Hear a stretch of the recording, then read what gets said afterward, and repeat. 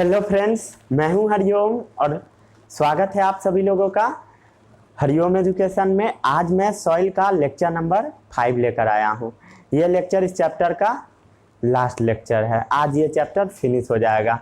ये लेक्चर थोड़ा बड़ा होगा। जितना भी टॉपिक बचा होगा इस चैप्टर में एक एक करके हम लोग टोटल टॉपिक कवर कर लेंगे और उसके बाद ये चैप्टर आपका खत्म हो जाएगा। आज हम सबसे पहले आपको बताएंगे percolation rate of water in the soil. Percolation rate of water in the soil. Percolation का मतलब होता है कितना वाटर मूव करता है मिट्टी में, कितना वाटर मिट्टी में मूव करता है। लेक्चर देखिएगा तब आपको समझ में आएगा। एक बार मैं ओवरव्यू दे देता हूं कितना वाटर इंटर करता है। उसके बाद हम आपको बताएंगे आज second topic absorption of water by the soil. कितना सॉइल वाटर को होल्ड करके रखता है। इस दोनों में आप कंफ्यूज हो जाओगे, एब्जॉर्प्शन और परकोलेशन में। जनरली बच्चे कंफ्यूज होते हैं, क्यों? क्योंकि उनका लेक्चर नंबर 4 क्लियर नहीं होगा। ठीक है, सैंडी सॉइल, क्ले सॉइल और लोम सॉइल। अगर आपका क्लियर नहीं है तो लिंक मिलेगा डिस्क्रिप्शन बॉक्स में, वहां से जाकर देख सकते हैं आप अगर मन है तो। ठीक है, उसके बाद हम आपको बताएंगे सॉइल पॉल्यूशन और भी बहुत सारा चीज बताऊंगा, जैसे soil erosion, types of soil, alluvial soil क्या होता है, लेटेराइट सॉइल कहाँ कहाँ पाया जाता है, वो सब एक्स्ट्रा पार्ट हो जाएगा। एक्स्ट्रा जो आपके ओलंपियाड के सिलेबस में नहीं है, जो एसएसटी में पढ़ना है, सोशल साइंस में, बट कभी कभी पूछ लिया जाता है ओलंपियाड में। सोशल साइंस से भी क्वेश्चन उठा लिया जाता है, तो जो जो क्वेश्चन उठाया जाता है वो सब हम यहाँ कवर कर लेंगे। ठीक है, और कुछ जगहों पर मैं आपको जगह सबका नाम याद करवाऊंगा तो उसको याद कर लीजिएगा। ठीक है, चलिए आज के इस लेक्चर को शुरू करते हैं। लास्ट लेक्चर है। हेडिंग लगाइए percolation rate of water in the soil. मेरा हेल्थ बहुत ज्यादा बिगड़ा हुआ है, सर्दी और खांसी हो गया है। कोरोना नहीं हुआ है, ठीक है, इसलिए टेंशन नहीं लेने का। हेडिंग लगाइए percolation rate of water in the soil. Percolation rate of water in the soil. Percolation rate of water in the soil. सबसे पहले इसका हम डेफिनेशन लिखते हैं। The rate at which water moves through soil. The rate at which water moves through soil। कितना speed से water soil के नीचे जाता है उसको हम बोलते हैं परकोलेशन। कितना स्पीड से सॉइल के नीचे पानी जाता है उसको हम बोलते हैं परकोलेशन। जैसे सैंडी सॉइल पर आप वाटर डालिएगा तुरंत अंदर चल जाएगा, तो सबसे ज्यादा हुआ परकोलेशन रेट किसका है? सैंडी सॉइल का। क्यों? उस पर पानी डालिए तुरंत अंदर। फिर आएगा लोम सॉइल का। लोम सॉइल पे पानी डालिएगा तो थोड़ा टाइम लगेगा बट अंदर चला जाएगा। बेस्ट सूट फॉर कल्टीवेशन है। और उसके बाद आता है क्ले सॉइल, जो बहुत हार्ड होता है, जिसमें पानी अंदर आसानी से नहीं घुसता है। ठीक है, तो परकोलेशन रेट का फॉर्मूला क्या हुआ? परकोलेशन रेट का फॉर्मूला क्या हुआ? The rate at which water move through soil. कितना वाटर जमीन के नीचे गया, अमाउंट ऑफ वाटर जो जमीन एब्जॉर्ब किया, amount of water absorb by soil, उसको एमएल में आपको लिखना है। क्या चीज में लिखना है? एमएल में, मिलीलीटर में। उसके बाद परकोलेशन टाइम। परकोलेशन टाइम, कितना समय लगा उस जमीन के अंदर में जाने में, मतलब वो लगेगा मिनट में।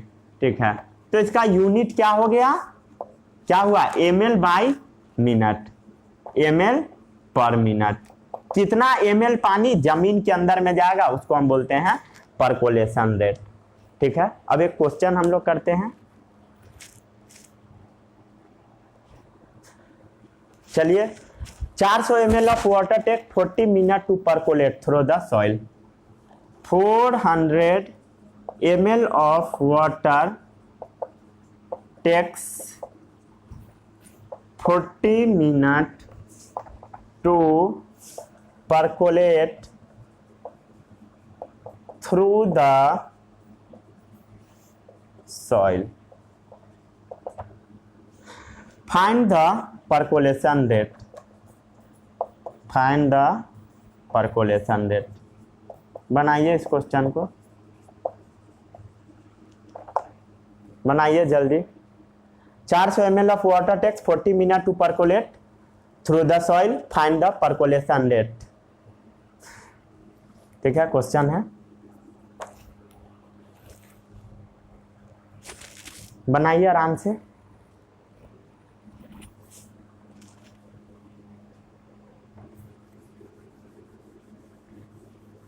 फॉर्मूला आपके सामने में लिखा हुआ है। क्या होता है फॉर्मूला परकोलेशन रेट का? लिख लीजिए एक बार।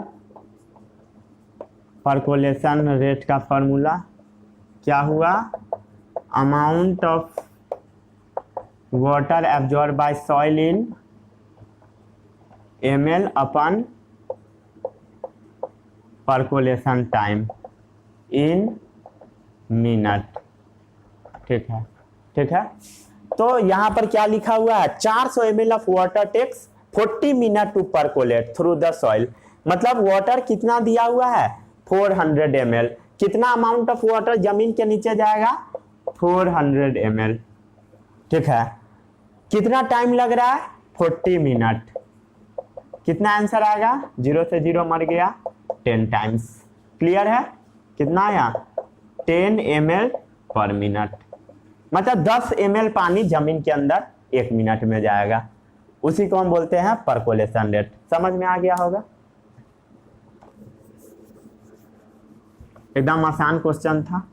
जितने लोग से बन गया समझिए आप अच्छे से पढ़ रहे हैं, काफी ध्यान से। नहीं बना है तो क्वेश्चन में तो कुछ था ही नहीं, सड़ा हुआ क्वेश्चन था, पोलियो मारा हुआ क्वेश्चन, पोलियो वाला क्वेश्चन था। ठीक है, चलिए अब कौन सा सॉइल का परकोलेशन रेट हाई होगा? कौन सा सॉइल पानी को तुरंत जमीन के अंदर खींच लेगा? तो आपको पता है कौन सा सॉइल? Sandy soil. पानी को क्या करेगा? तुरंत जमीन के अंदर खींच लेगा।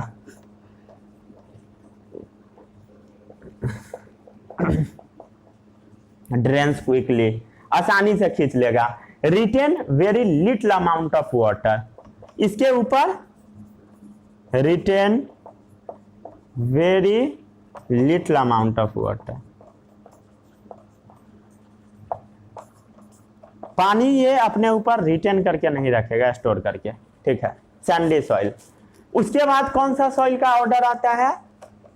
जो पानी को थोड़ा टाइम लगाता है जमीन के अंदर घुसाने में, उसका नाम है loam soil, loamy soil, loam soil. ठीक है, तो ये क्या है? जो पानी, ऐसा नहीं है कि पानी यहां पर जमा हो जाएगा और ऐसा भी नहीं है कि सब पानी जमीन के अंदर में चला गया। तो इस सॉइल का यूज किया जाता है फॉर ग्रोइंग क्रॉप। तो ये सॉइल कैसा है? ये अच्छे तरीके से सूख जाता है, ड्रेन्स वेल। अच्छे तरीके से क्या होता है? सूख जाता है। और इस सॉइल में क्या होता है? पानी यूनिफॉर्मली डिस्ट्रीब्यूट होता है, हर जगह प्यार से डिस्ट्रीब्यूट होता है, यूनिफॉर्मली डिस्ट्रीब्यूट। ठीक है, आराम से सब जगह अच्छे से डिस्ट्रीब्यूट हो जाता है वाटर, यूनिफॉर्मली डिस्ट्रीब्यूट हो जाता है वाटर। इसी कारण से लोम सॉइल का यूज हम लोग करते हैं ग्रोइंग क्रॉप में। सब पिछले लेक्चर में आपको बताया गया था। अगर आप लेक्चर नंबर 4 नहीं देखे हैं या आपको समझ में नहीं आया है तो उसको पहले देख के कंप्लीट कीजिए, तभी आपको ये समझ में आएगा, नहीं तो सब ऊपर से जाएगा। फिर लास्ट सॉइल कौन सा आएगा? सैंडी हो गया, लोम हो गया, फिर आएगा क्ले सॉइल। क्यों आता है क्ले सॉइल लास्ट में? बिकॉज ये सॉइल वाटर को होल्ड करके ही रख लेता है, पकड़ के रखता है। Hold water for long time, पानी को लंबे समय तक होल्ड करके रखता है। Holds water for long time, लंबे समय तक क्या करता है? पानी को होल्ड करके रखता है और पूरा फसल क्या हो जाता है? बर्बाद हो जाता है। And doesn't drain easily, and और वो आसानी से सूखता भी नहीं है, डजन ड्रेन्स इजिली। इस कारण से इस सॉइल में फसल नहीं उगता है, ठीक है। क्ले सॉइल के अंदर पानी बहुत कम घुसेगा, लोम सॉइल में ठीक ठाक अमाउंट में घुसेगा, इस कारण से क्रॉप ग्रो होगा, और सैंडी सॉइल में बहुत बहुत कम ऊपर में स्टोर होगा, सब जमीन के नीचे सराख से अंदर घुस जाएगा, ठीक है। चलिए इसको छाप लीजिए।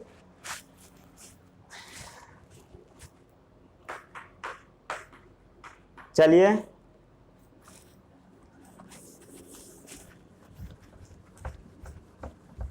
समझ में आ गया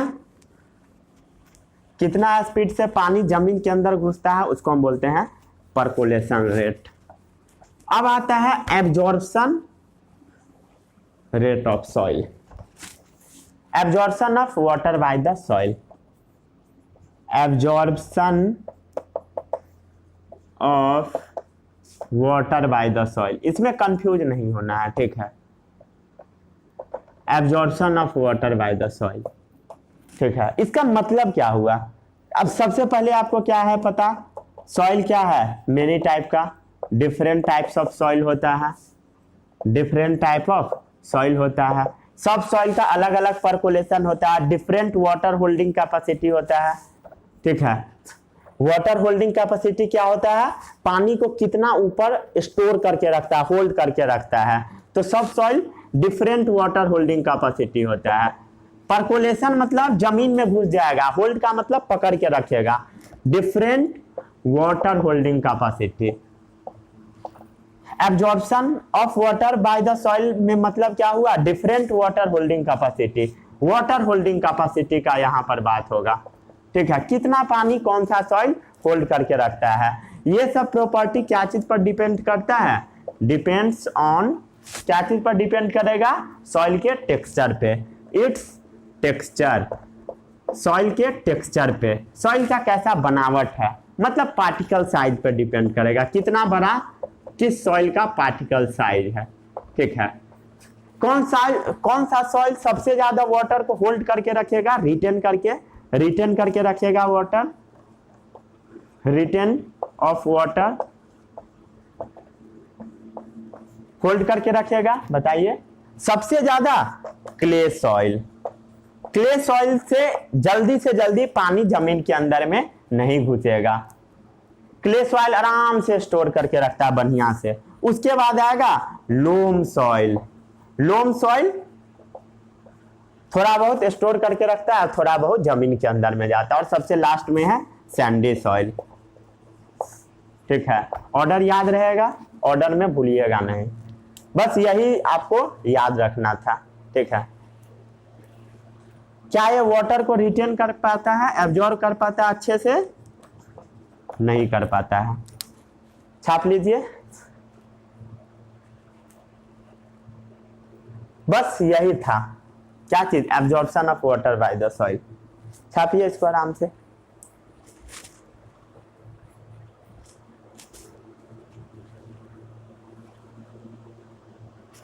कीजिए आराम से नोट डाउन।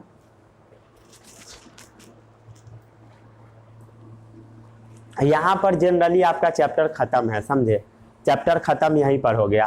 अब जो मैं छोटा मोटा टॉपिक सब बताऊंगा वो सब एक्स्ट्रा है, तो उसको भी काफी थोड़ा ध्यान से देख लीजिएगा, ठीक है। और उसमें कुछ चीजें मैं आपसे याद करवाऊंगा,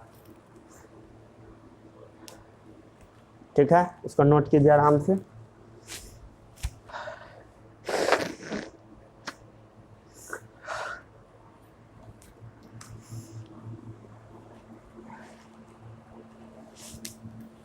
कर लिए। वाटर टेबल क्या होता है सबको पता है,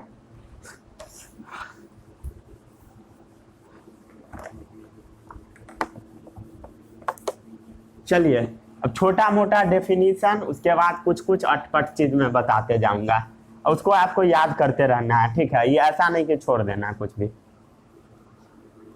नहीं तो यहीं से लेक्चर छोड़कर भाग गए, ऐसा नहीं करना है, ठीक है।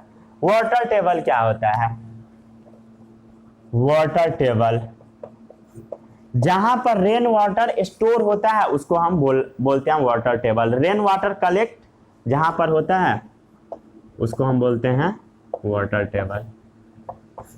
कहां पर रेन वाटर कलेक्ट होता है, एबव कौन सा रॉक, बताइए, ए हॉरिजन, बी सी या डी हॉरिजन? डी हॉरिजन कुछ नहीं होता है, समझे, जिसको बेडरॉक हम लोग बोल देते हैं। तो बेडरॉक के ऊपर ही क्या होता है, पानी स्टोर होता है, पेरेंट रॉक वाले पोर्शन।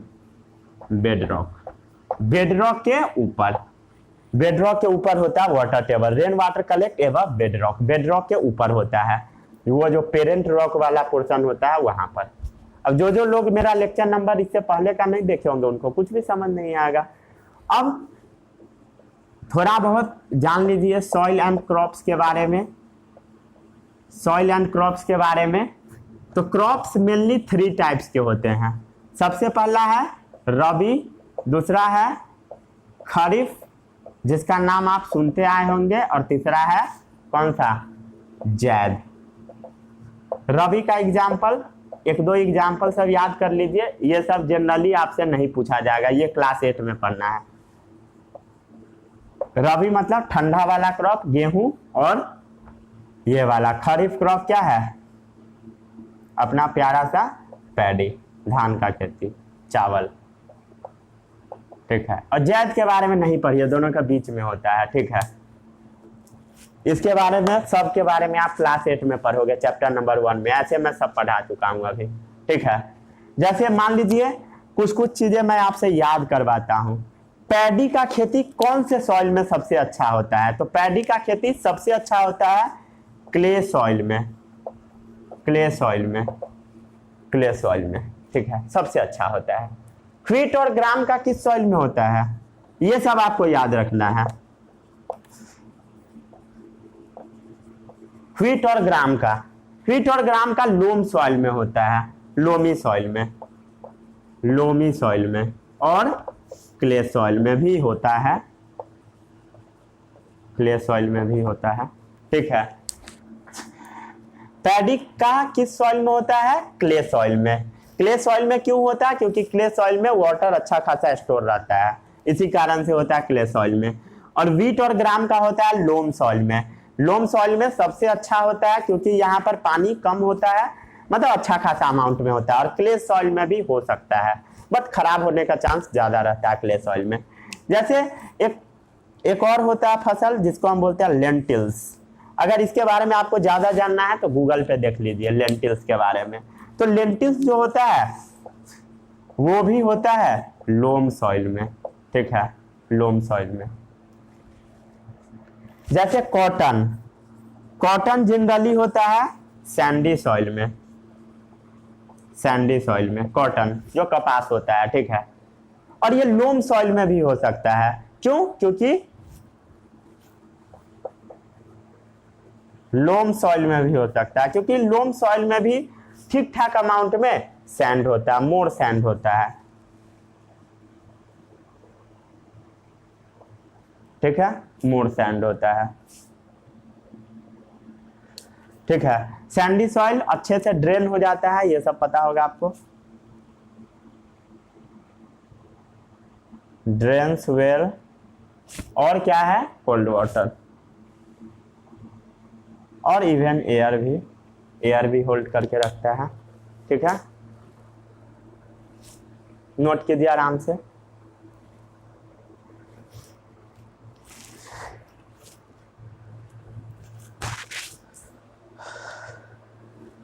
कीजिए आराम से नोट।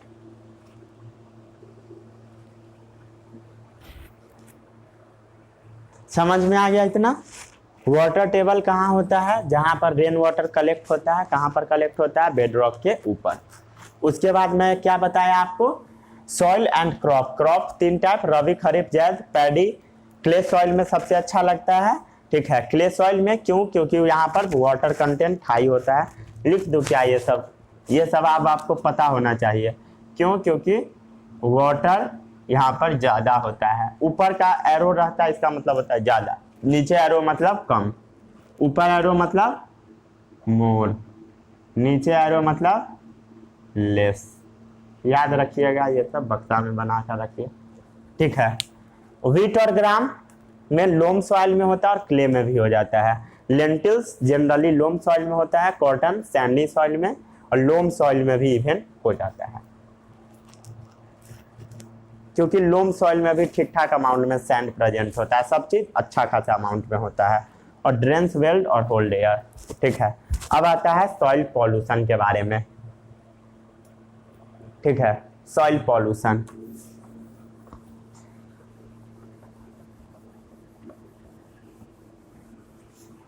हेडिंग लगाइए।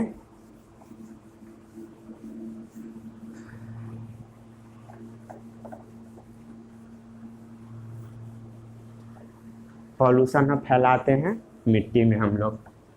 हेडिंग डालिए सॉइल पॉल्यूशन। पॉल्यूशन क्या होता है? Addition of unwanted substance. Soil में ऐड किए मतलब soil pollution. Addition of unwanted substance into the soil, वही होता है pollution. Addition of unwanted substance, इसको हम लोग बोलते हैं पॉल्यूशन। और जब हम लोग सॉइल में डाल देंगे इनटू द सॉइल, उसको बोल देंगे हम लोग सॉइल पॉल्यूशन। ठीक है, जैसे मान लेते हैं मैं क्या क्या हम लोग डाल सकते हैं? Polythene, polythene. ठीक है, पॉलीथीन डाल देंगे, प्लास्टिक डाल देंगे, केमिकल डाल देंगे, फर्टिलाइजर डाल देंगे, ये सब क्या करेंगे हम लोग? डाल देंगे। तब क्या होगा? पॉल्यूशन फैलेगा। फर्टिलाइजर्स, केमिकल्स, प्लास्टिक्स, पॉलीथीन्स, ठीक है, यही सब डाल देंगे। और भी बहुत सारा चीज, पेस्टिसाइड, हर्बिसाइड, ये सब भी डाल देते हैं हम लोग। पेस्टिसाइड ये सब क्या करता है? पॉल्यूशन फैलाता है। ठीक है, अब बात आता है कि सॉइल पॉल्यूशन को हम लोग बचाएंगे कैसे, प्रिवेंट कैसे करते हैं? प्रिवेंट कैसे किया जा सकता है? सॉइल पॉल्यूशन का निजात क्या है? तो वेस्ट प्रोडक्ट और केमिकल को ट्रीट कर दीजिए। क्या करना होता है इसके लिए? वेस्ट प्रोडक्ट और केमिकल्स को ट्रीट कर दीजिए। ट्रीट मतलब उसका ट्रीटमेंट कर दीजिए, उपचार कर दिए। Before release into the soil, before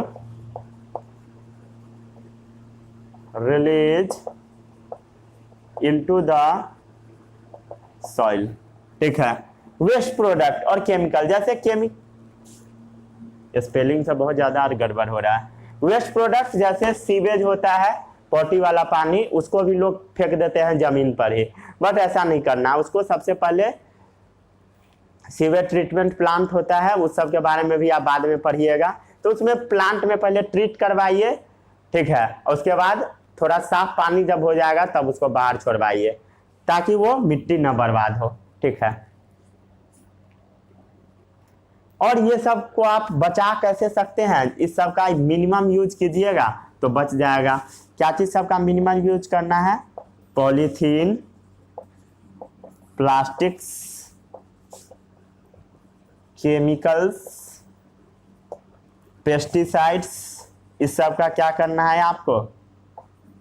minimum use करना है, मतलब बिना काम का यूज नहीं करना है, मिनिमम यूज। ठीक है, मिनिमम यूज करना है। और क्या होना चाहिए? बैन लगना चाहिए प्लास्टिक ये सब पर, बैन होना चाहिए। इस पॉइंट को लिखिए अच्छे से, ban on polythene bags and even plastics also. जो प्लास्टिक का मटेरियल्स है उस पर भी बैन लगा देना चाहिए सरकार को, और पॉलीथीन बैग पर। बट बैन लगा, बट लागू क्या हुआ सबको पता होगा, कहीं पर भी लागू नहीं हो पाया, समझे?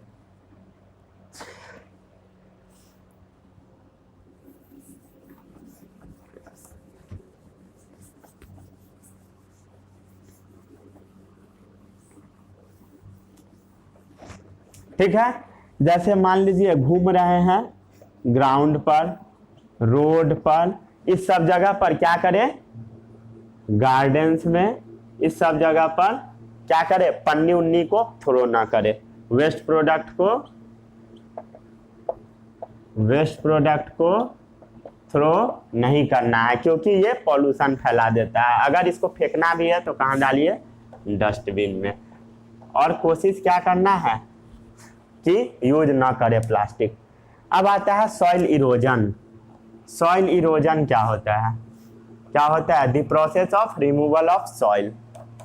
क्या होता है? The process of removal of top layer of soil. Soil का जो ऊपर वाला लेयर होता है उसको हटाना, रिमूवल करना, उसी को बोला जाता है soil erosion. The process of removal of top soil.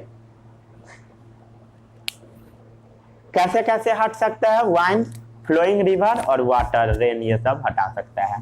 ठीक है, कैसे कैसे हटेगा? हाउ? कैसे कैसे हटेगा? हवा उड़ा के ले जाएगा इसको, वाटर, रेन, ये सब से वो हट जाएगा। ठीक है, वाइंड, वाटर, रेन से हट जाएगा। ठीक है, इसको नोट कीजिए आराम से।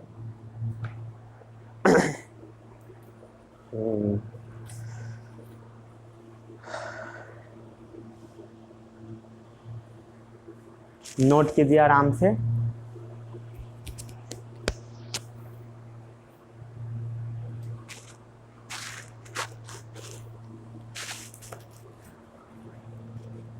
अब बात आता है कि सॉइल इरोजन का कॉज क्या है, कैसे होता है सॉइल इरोजन।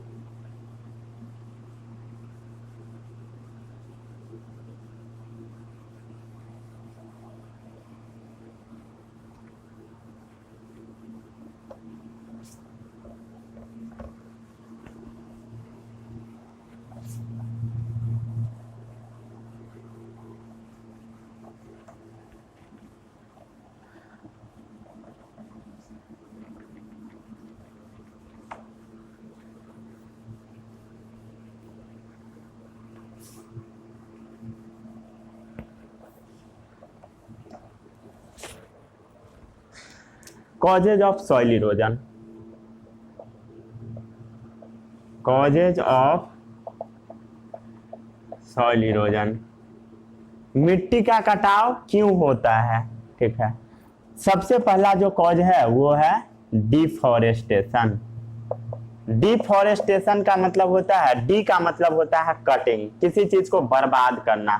फॉरेस्टेशन का मतलब फॉरेस्ट को बर्बाद करना। Cutting down of tree, cutting down of tree, पेड़ को कट कर देना, बर्बाद कर देना, इसी को बोला जाता है डिफॉरेस्टेशन। सेकेंड जो रीजन है वो रीजन है ओवर ग्रेजिंग। बकरी भेड़ सबको लेकर गए किसी जगह पर, छोड़ दिए, आराम से वो खाते खाते पूरा खाना ही वहां का खा गया। थोड़ा बारिश आएगा, हवा चलेगा, मिट्टी को उड़ाकर लेकर दूसरे जगह चला जाएगा। वो क्या हुआ? Over grazing. ओवर ग्रेजिंग से बर्बाद हो जाता है। ओवर ग्रेजिंग जब करवा देंगे, क्या चीज से हम लोग?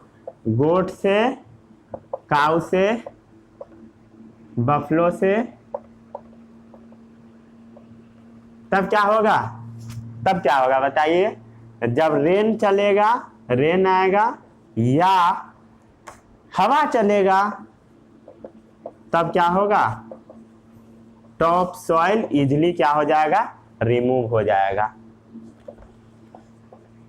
रिमूव हो जाएगा, टॉप सॉइल हट जाएगा।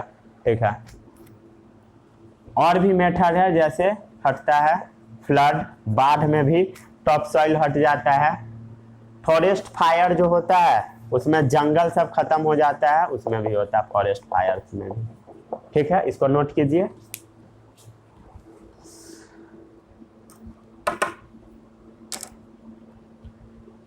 आराम से नोट कीजिए, तब तक हम मार्कर को इंक पिलाते हैं।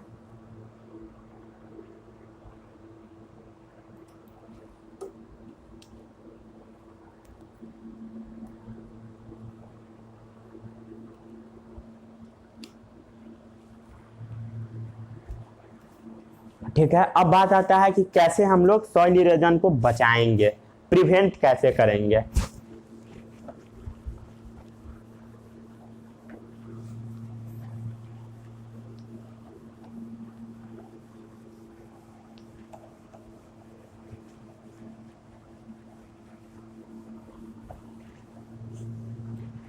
ठीक है, prevention of soil erosion, prevention of soil erosion. Soil के इरोजन को कैसे प्रिवेंट किया जाता है, मतलब मिट्टी के कटाव को कैसे प्रिवेंट किया जाएगा। तो सबसे अच्छा जो मेथड है वो है सॉइल को बचा के रखिए, सॉइल का कंजर्वेशन कीजिए, अपने आप क्या होगा, सॉइल इरोजन रुक जाएगा। कंजर्वेशन मतलब preventing loss of top soil, preventing loss of top soil. ऊपरी वाला जो मिट्टी है उसको बर्बाद होने से आपको क्या करना है, रोकना है, प्रिवेंट करना है, ठीक है। तो इसका मेथड्स क्या है, मेथड सबसे पहला जो मेथड है वो है एफोरेस्टेशन। एफोरेस्टेशन, एफोरेस्टेशन ये क्या होता है, प्लांटिंग ट्री। क्या होता है, प्लांटिंग ट्री। पेड़ को प्लांट करना, पेड़ को लगाना। फिर दूसरा मेथड है वो है टेरेस फार्मिंग। टेरेस फार्मिंग जो कि हिली रीजन में किया जाता है, ऊपर नीचे करके खेती करना, ठीक है, हिली एरिया में होता है ये चीज। ये सब बस आपको याद रखना है हिली एरियाज में। और भी एक टेरेस फार्मिंग टाइप का ही होता है, ठीक है, उसको हम बोलते हैं काउंटर फार्मिंग, ठीक है, काउंटर फार्मिंग। ये भी किया जाता है हिली रीजन पर। ये भी टेरेस फार्मिंग टाइप का ही होता है, ठीक है, जैसा टेरेस फार्मिंग, थोड़ा सा डिफरेंस होता है, बस डिफरेंस के बारे में आपको नहीं जानना है, ठीक है। और क्या है, फोर्थ नंबर, प्रिवेंट कीजिए फ्रॉम ओवरग्रेजिंग, प्रिवेंट कीजिए ओवरग्रेजिंग। टेरेस फार्मिंग ये सब के बारे में आप जियोग्राफी में पढ़ोगे, ये चैप्टर खत्म हो चुका है अभी ही, ठीक है। काउंटर फार्मिंग ये सब आप पढ़ोगे जियोग्राफी में, बट आपको बस याद क्या रखना है, हिली रीजन में होता है और ये भी हिली रीजन में, ठीक है। अब types of soil in India, India में कितना टाइप का सॉइल होता है, ठीक है। ये भी टॉपिक थोड़ा सा इंपॉर्टेंट हो जाता है, बट ये साइंस का पार्ट नहीं है, जियोग्राफी का पार्ट है। थोड़ा बहुत जो जो इंपॉर्टेंट है उसके बारे में मैं आपको बता देता हूं ऊपर ऊपर से। आपको मैं जो जो बता दूंगा बस उसको याद कर लीजिएगा। अब ये नहीं कि समझ नहीं आया, ये हुआ, ठीक है। Types of soil in India, India में बहुत सारा टाइप का सॉइल पाया जाता है, ठीक है, बहुत सारा टाइप का सॉइल, मेनली 6 टाइप का होता है। सबसे पहला है एलुवियल सॉइल, ऐसा सॉइल जिसमें ह्यूमस कंटेंट हाई हो, rich in humus, humus content high हो। ह्यूमस क्या होता है, जो प्लांट के फर्टिलिटी को ग्रो करा देता है। एलुवियल सॉइल बनता कहाँ है, deposition of sediments by rivers. जो नदी का माटी होता है वो कहीं जाकर जब बैठ जाता है तो उसी को बोला जाता है एलुवियल सॉइल। और ये ऐसा सॉइल है जो कि बहुत ज्यादा फर्टाइल होता है, वेरी फर्टाइल, क्योंकि ह्यूमस कंटेंट हाई है। इसका सिंपल रीजन, ये पाया जाता है नॉर्दर्न प्लेन्स वाले एरिया में, नॉर्दर्न प्लेन्स वाले रीजन में, नॉर्दर्न प्लेन्स वाले में, नर्मदा, तापी, ये सब रिवर पर भी पाया जाता है। नर्मदा रिवर पर, नर्मदा तापी रिवर सब पर पाया जाता है, ठीक है, ताप्ती।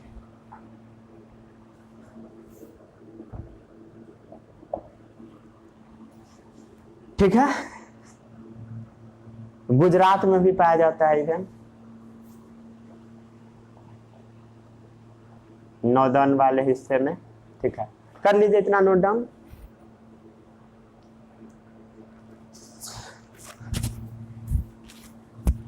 गुजरात के नॉर्दर्न वाले हिस्से में और नर्मदा वैली के लोअर वाले रीजन पर, लोअर वैली में।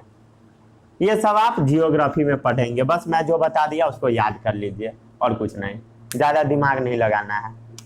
ब्लैक सॉइल को हम बोलते हैं, सेकेंड होता है ब्लैक सॉइल, काला मिट्टी। इसको बोला जाता है वोल्केनिक रॉक। ये सॉइल बनता है वोल्केनिक रॉक से, वोल्केनो से जो रॉक निकलता है और लावा निकलता है उससे बनता है। तो ये क्या है, काला मिट्टी। ठीक है, ये जनरली पाया जाता है महाराष्ट्र में, एमपी में। ठीक है, यही सब रीजन, गुजरात, आंध्र प्रदेश, तमिलनाडु, सब जगह पाया जाता है। गुजरात में, आंध्र प्रदेश में, तमिलनाडु में। लिखना है तो सब लिख लीजिए, मन है तो लिख लीजिए, नहीं मन है तो छोड़ दीजिए, ये बहुत ज्यादा इंपॉर्टेंट नहीं है। ठीक है, अब आता है डेजर्ट सॉइल।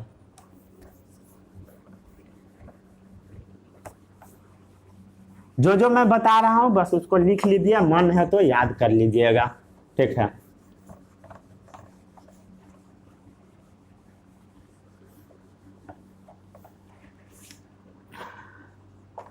डेजर्ट सॉइल पता है आपको कहां पाया जाएगा? राजस्थान में, राजस्थान में। इसमें सैंड ज्यादा होता है, सैंडी सॉइल होता है। फिर आता है फोर्थ नंबर जिसको हम बोलते हैं माउंटेन सॉइल। माउंटेन सॉइल, जैसे कि माउंटेन सॉइल कहाँ पाएगा? माउंटेन वाले एरिया में पाया जाएगा, हिमालय वाला एरिया में पाया जाता है, हिमालय वाला एरिया में। फिर आता है लैटेराइट सॉइल। क्या होता है लैटेराइट सॉइल? आपको नहीं पढ़ना है, सिर्फ आपको याद रखना है कहाँ पाया जाता है। केरल, तमिलनाडु, इसी सब में पाया जाता है। केरल में, तमिलनाडु में, ओडिशा में भी पाया जाता है, इवन असम में भी पाया जाता है। ये सब एसएसटी का पार्ट है, यहाँ का पार्ट नहीं है। ठीक है, अब है रेड सॉइल। ये थोड़ा ज्यादा इंपॉर्टेंट है, रेड सॉइल। रेड सॉइल, लाल मिट्टी। ठीक है, ठीक है। रेड क्यों होता है पता है आपको? ये सॉइल रेड क्यों होता है? क्योंकि यहाँ पर आयरन कॉम्पोजिशन होता है, यहाँ पर आयरन पाया जाता है सॉइल में, इसी कारण से ये मिट्टी रेड होता है। आयरन पाया जाता है, इसी कारण से रेड होता है। ये एंशिएंट मेटामॉर्फिक रॉक है। क्या है? Ancient metamorphic rock. जब आप रॉक पढ़ोगे तब आपको पता लगेगा मेटामॉर्फिक रॉक क्या होता है, बट आपको ये पॉइंट याद रख लेना है। ठीक है, ज्यादा परेशान नहीं होइए, जो मैं आपको जैसे जैसे हैंडल कर रहा हूं वैसे वैसे हो जाइए। एंशिएंट मेटामॉर्फिक रॉक है कौन सा सॉइल? Red soil. क्यों है रेड? क्योंकि इसमें आयरन कंटेंट हाई है।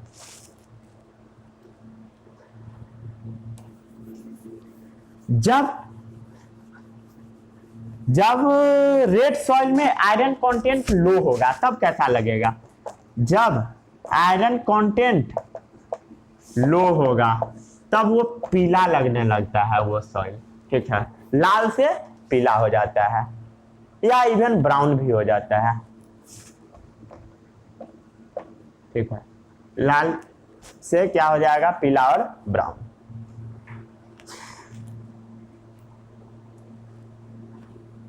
ये पाया कहाँ जाता है? केरल में पाया जाता है, तमिलनाडु सब में पाया जाता है। ठीक है, क्या क्या लिख रहा हूँ, रुक जाइए, इसका रीजन मैं बुक से देखकर बताता हूं आपको। चलिए, मिल गया। तमिलनाडु, आंध्र प्रदेश, कर्नाटक, उड़ीसा। तमिलनाडु, आंध्र प्रदेश,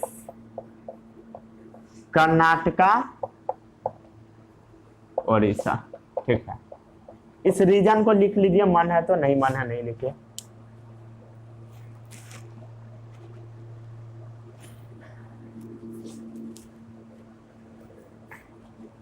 ठीक है, डन है।